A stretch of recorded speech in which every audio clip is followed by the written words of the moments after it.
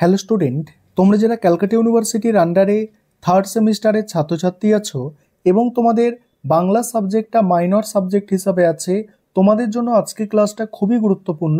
আজকের ক্লাসে তোমাদের একটা খুবই গুরুত্বপূর্ণ 15 নম্বরের প্রশ্নের উত্তর নিয়ে আলোচনা করব। প্রশ্নটা হচ্ছে, বৈষ্ণব পদকর্তা হিসাবে চণ্ডীদাসের কৃতিত্ব বিচার করো। অ্যান্সারটা তোমরা বুঝে নাও।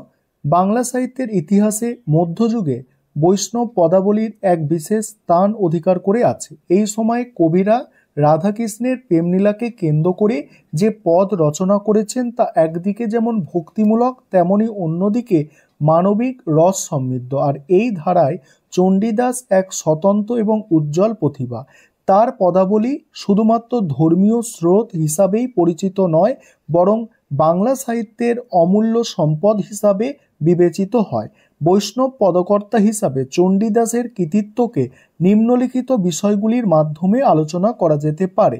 1 নম্বর পয়েন্ট হচ্ছে মানবিক প্রেমের গভীরতা ও রাধার বলিষ্ঠ চরিত্রায়ন।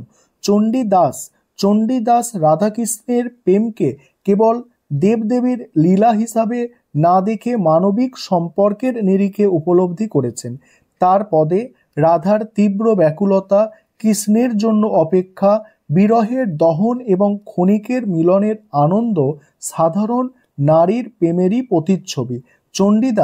চণ্ডীদাসের রাধা কেবল একজন প্রেমিক নয়, তিনি আত্মমর্যাদা সম্পন্ন নারী, যিনি নিজের আবেগ ও অনুভূতির প্রকাশে দ্বিধা করেন না।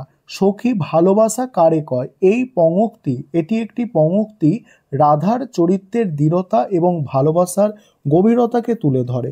অন্যদিকে কবিদের রচনায় রাধা প্রায়শ্চই কৃষ্ণের প্রতি আত্মসমর্পিত থাকলেও চণ্ডীদাসের রাধা অনেক বেশি সক্রিয় এবং স্পষ্টবাদী।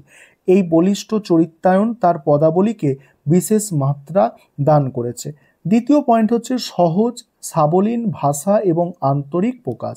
চণ্ডীদাসের পদাবলীর অন্যতম প্রধান বৈশিষ্ট্য হলো এর ভাষা। তিনি তৎকালীন সমাজের সাধারণ মানুষের মুখের ভাষাকে ব্যবহার করেছেন। সংস্কৃতের জটিলতা পরিহার করে তিনি সহজ, সরল অথচ গভীর ভাবব্যঞ্জক বাংলা শব্দের ব্যবহার করেছেন। তার পছন্দের ছন্দ এবং অলঙ্কারও কৃত্রিমতা বর্জিত, যা সহজেই শ্রোতাদের হৃদয় স্পর্শ করে।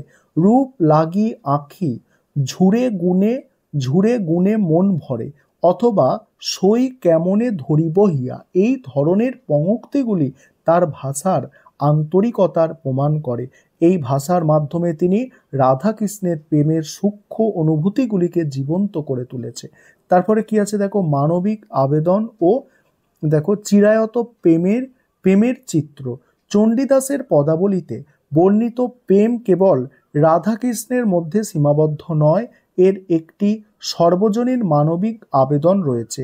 বিরহ, মিলন, অভিমান, আকাঙ্ক্ষার যে চিত্রায়ন তার পদে রয়েছে তা কালের সীমা অতিক্রম করে আজও যে কোনো প্রেমিক প্রেমিকার হৃদয়ে অনুরণ তোলে। এ ভরা বাঁদর মাহ ভাদর, অথবা কানু কহ আর না যাই, এই পঙ্ক্তিগুলি চিরায়ত প্রেমের শাশ্বত রূপকে তুলে ধরে। তারপরের পয়েন্ট হচ্ছে তৎকালীন সমাজ এবং প্রকৃতির প্রতিচ্ছবি। এই পয়েন্টটা আলোচনা করব এবং বাকি প্রশ্নের উত্তরটুকু আলোচনা করে দেব।